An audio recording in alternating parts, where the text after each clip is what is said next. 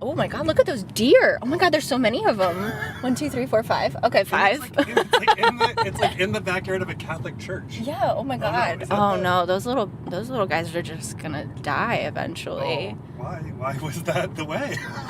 Because they're so close to the road. Oh, they'll be fine. Oh, Speaking man. of which, when I interviewed Matt in his backyard, he was standing out there with his baby, and he was just looking at 4 deer right in front of him. Oh my gosh, I love that so much. Anyways, I hope those deer are safe.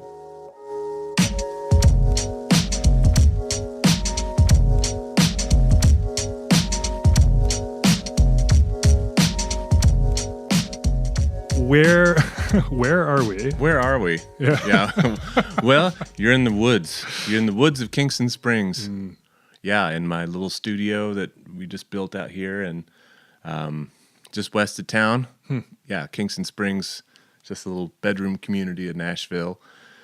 And it actually used to be a destination spot. They had a hotel, which is actually still standing closer to town. And people would come out on the railroad and then go into this hotel and then go to the springs. And I understand there was also some houses out back where the oldest profession in the world occurred. Got it. There was so hot springs and prostitution. It's a rich history here in Kingston Springs. When was that? I don't know. I want to say maybe the 20s, 30s, or, around there. Maybe I'm not exactly sure, but that was how it began. It was just that Kingston Springs hotel. Yeah. And I actually went in there. It's abandoned, and I took my camera in there. I'll show you the pictures. And there's like a couple of old pianos, and it's all kind of dilapidated, but it's a really cool building. There's like sheet music sort of strewn on the floor. It looks like, I mean, it's a beautiful spot, but it's kind of creepy, but some of the old furniture is still in there. And it's just, this woman owns it and just letting it go to waste, which is unfortunate because it's really a historical and very interesting looking old hotel.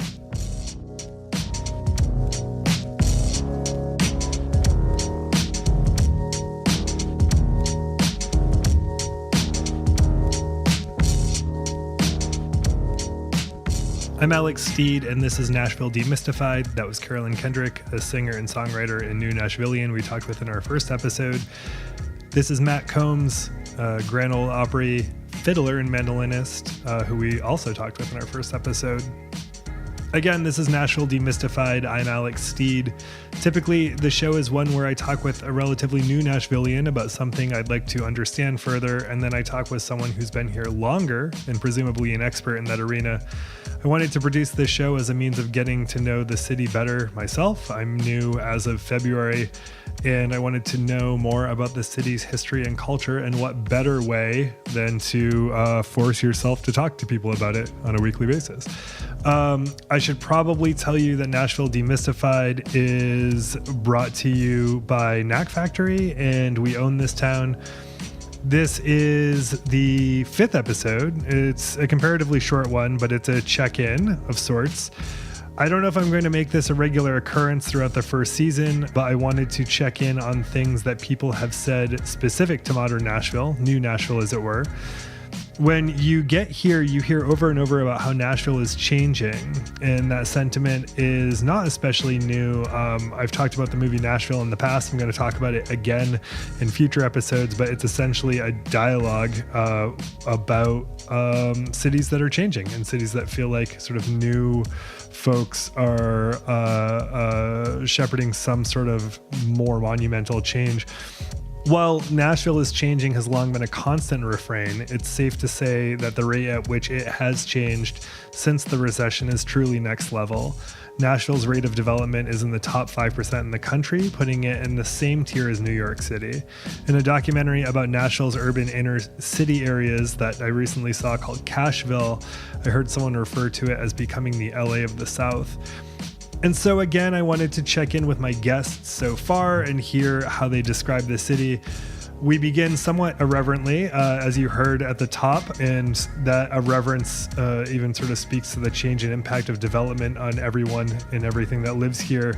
Matt's anecdote was just interesting, but it explores the arc of development to just sort of know that this is a place where it's hard for even the wild to live. Almost everything here, with a few exceptions, didn't air in the episodes where the guest originally appeared.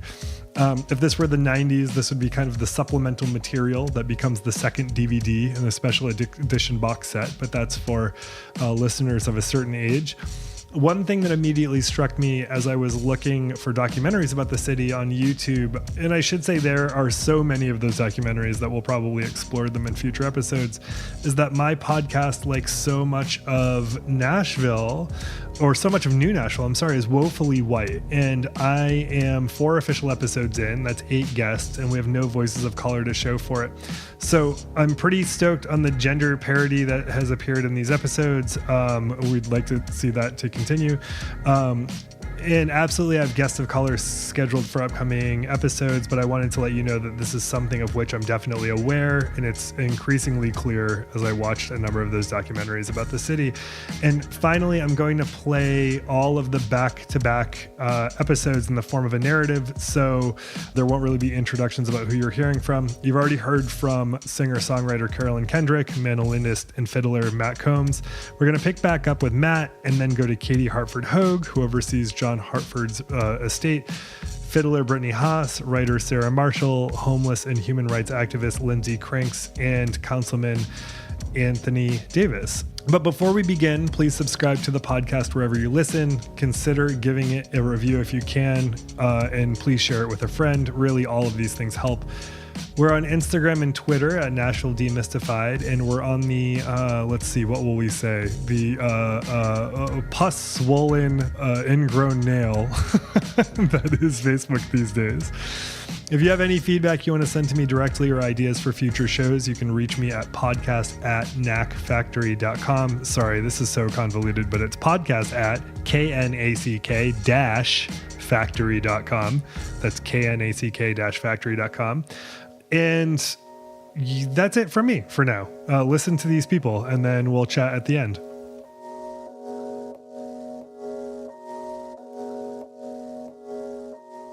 I'm from Portland, Maine, and I had now, and I've only been here for 6 weeks, but now anytime anyone from Maine is here, they let me know that they're here.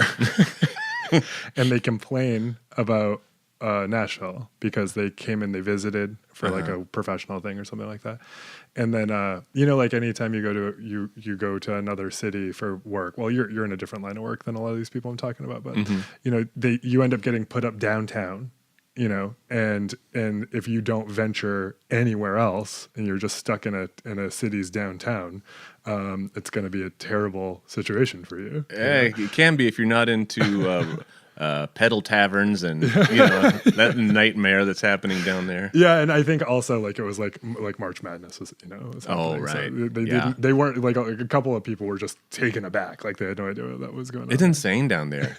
It really is. Like I don't go downtown anymore unless I'm working, but I was working downtown with the symphony a couple months ago, playing the mandolin with the symphony, and so I was walking out of the concert hall at 10 p.m. Saturday night, and it was a complete and utter madhouse. Had this guy try to fight me. I was just like, wait, what?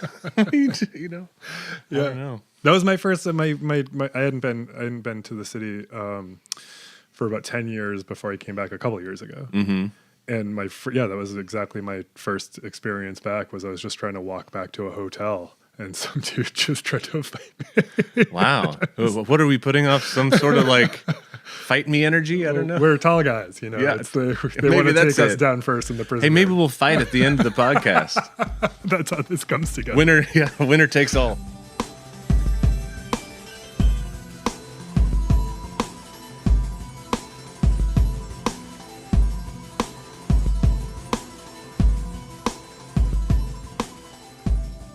How do you describe Nashville?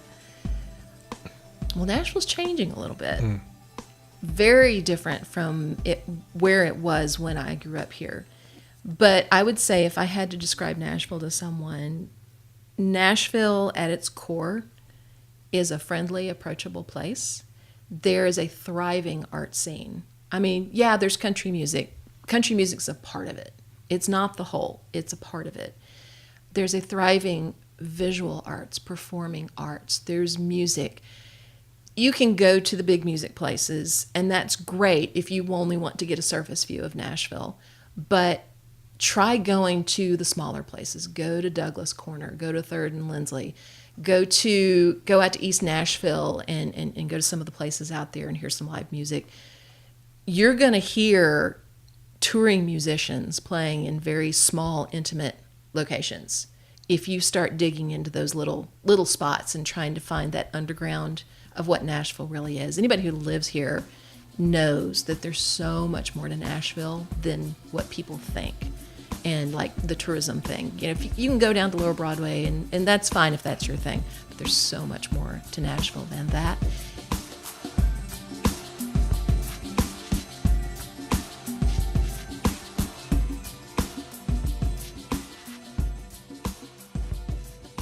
When you say Nashville's obviously changing and everyone talks about it, I know what you're talking about. Like, but what are you talking about? Just the growth, basically. Oh, the noise is on. Sorry. This is the 3rd time I've recorded this podcast, so I'm learning. I'm gonna take a sip. No, go for Probably it. gonna be heard. Yeah, I just mean population growth, I guess. The way that people are flocking here, because it's the city. Yeah, 30,000 people last year. Crazy. It's wild. I Yeah. don't know like at what rate the city's losing people. So I don't know like what the net gain is, but Yeah, good question. That's wild.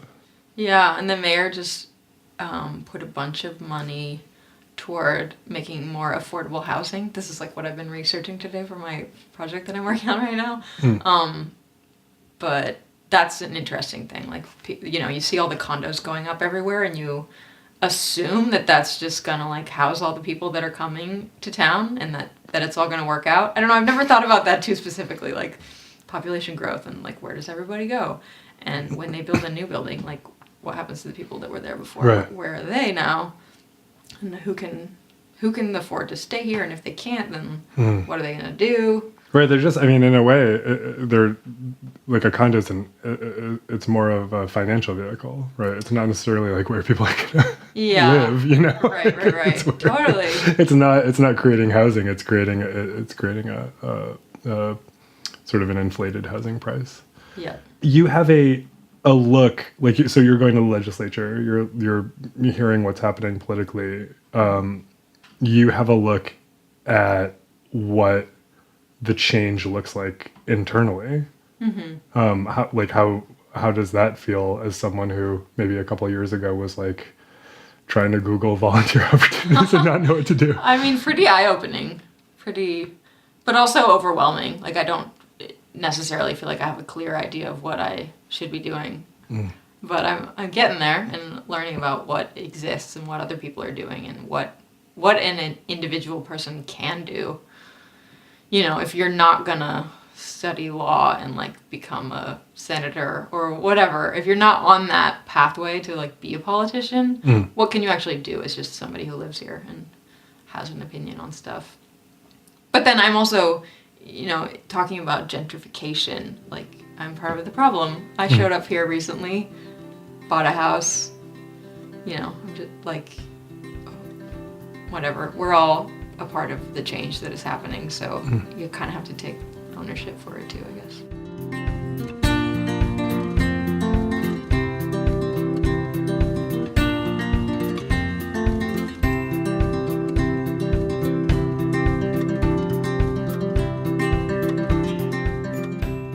Okay, so we're on a cul-de-sac, and there's, I think you said earlier, 7 houses on each side, something like that. And so there's 2 houses, most of 2 houses at the end of the street that weren't there a week ago. And people who were moving out of the house across the street yesterday, and some ladies came by as I was sitting on the porch today to ask if the other half of this duplex is for rent. So we're like here at the moment that Like this street looks different now than it did 2 weeks ago, and it looked different then than it did a month ago.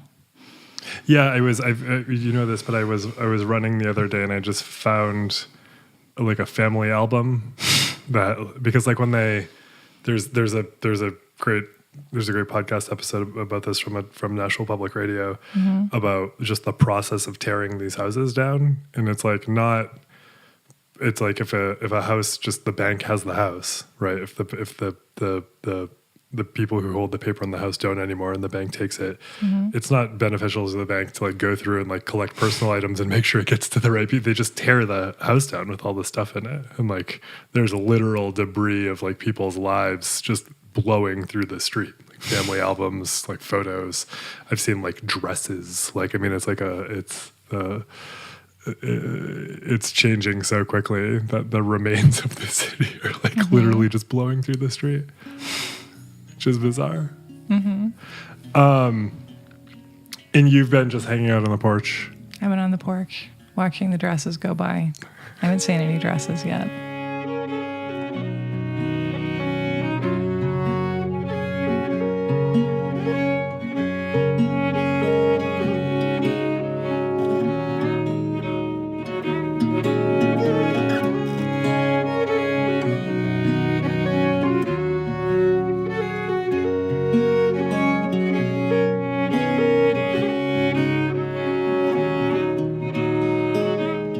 Nashville has experienced in the last 10 to 12 years something that a lot of people are now calling hyper gentrification. It's actually like ramped up gentrification. So along the urban core, along the first, second, third rings of the city, north, south, east, west, we're experiencing neighborhoods that are flipping.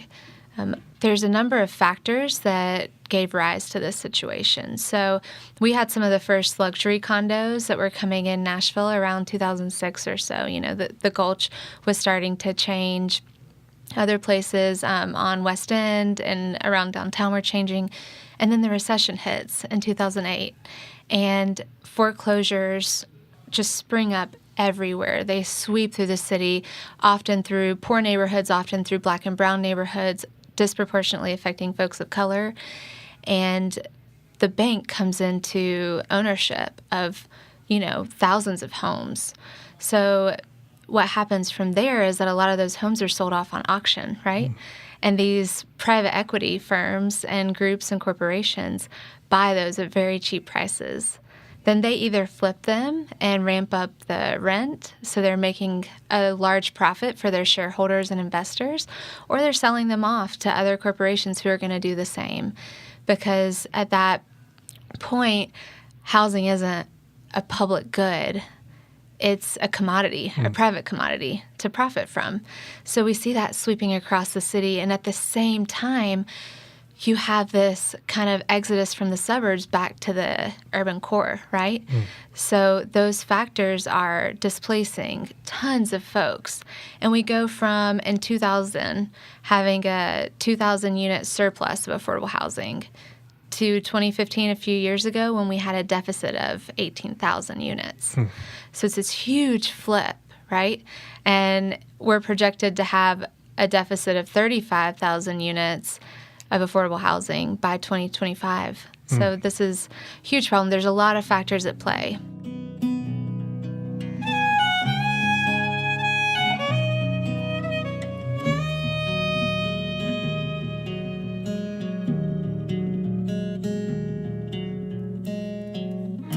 We certainly need more involvement at local government, and that's been the case for years. It's not just all you new people, 85 people a day that drive into Nashville and apparently live here, which has been the stat floated around for several years. So I understand it's going to take all those 85 people a day, whatever it averages out to be, a couple years, I think, to get. First, you got to get settled in your job, and then maybe you have a spouse, or maybe you're meeting a spouse, or whatever it is you're doing in your life. So to me, it's like at least 2 years when you move here till you're going to vote in the presidential election or something, but you're not really thinking local politics unless you're already were like some active rock star in the city you came from, So I think it's an adjustment for people that move here. But honestly, even before all these new people got here, we have a serious deficit in people being active in local politics. And it's really a shame. And several of us have done everything we can to like talk about it for years. And if you're in the community more, I think people know you. And then so if you get engaged with your representatives, I think that does help. But we just have a lot of voters that go out and vote for presidential, maybe, and then it trims down for state. And then at the bottom is city council and school board. That's the other local elected body. They have their own body that's extremely important. So, council and school board, and there's a few other local things like judges, et cetera. But yeah, it's really an issue that I think we need to continue to work on. And what's really cool about Nashville, one cool thing, we're combined city and county government.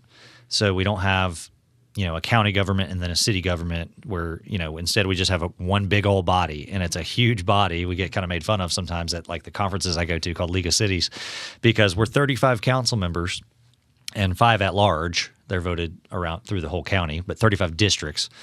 And so that's 40 members. And then you got a vice mayor who's runs the council meetings, and then a mayor. And we're set up as a strong mayor system, but the good side of that is having so many districts, and we have that because it's, both city and county. You only represent 18,000 people, and so you have a much better shot of maybe knowing your district council member more than any other elected official you're ever going to get to meet and know and hang out with or whatever, and interact with, go to the neighbor. We're at the neighborhood meetings on the ground, monthly with people if you show up. And you can find us on Facebook, and you can email us, and there's a million ways to get to us. So while, again, we don't have enough people engaged and we don't have enough people voting in the elections, part of that is because it's on the off year, or they're on the odd years. But still, we have such a big body, and you're very well represented because it's 35 districts in Davidson County. So everybody has every opportunity to kind of have access and say. We are the most democratic body, I always say, ever, because we have such a big council for the city of Nashville. It's a beautiful place. I hope they maintain the soul and the spirit of the city. I'm a little worried about that with all the development, and Nashville's kind of an it city right now. I'm a little concerned about that whole Lorax situation where all the Onslers are coming in and chopping down the truffula trees, and then they're going to make the Thneeds, and then they're going to leave, and then we're left here with what's left. And I hope that the city protects the soul that's been here, that actually makes Nashville what it is. But I think that's what I would say to some. But it's a gracious and friendly city, and but you may have to leave downtown to find that.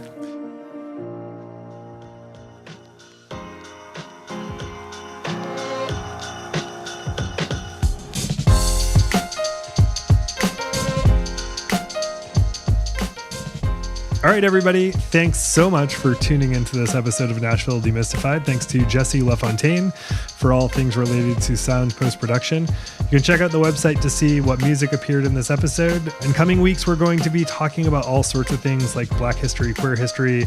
We'll be talking a bit about comedy. We'll probably talk about documentaries. We'll talk about some movies specific to the area. There's a lot to look forward to. Follow us on all of the places. Subscribe and do all that. It really does help. Thanks again for everything. Nashville Demystified is presented by Knack Factory, and we own this town.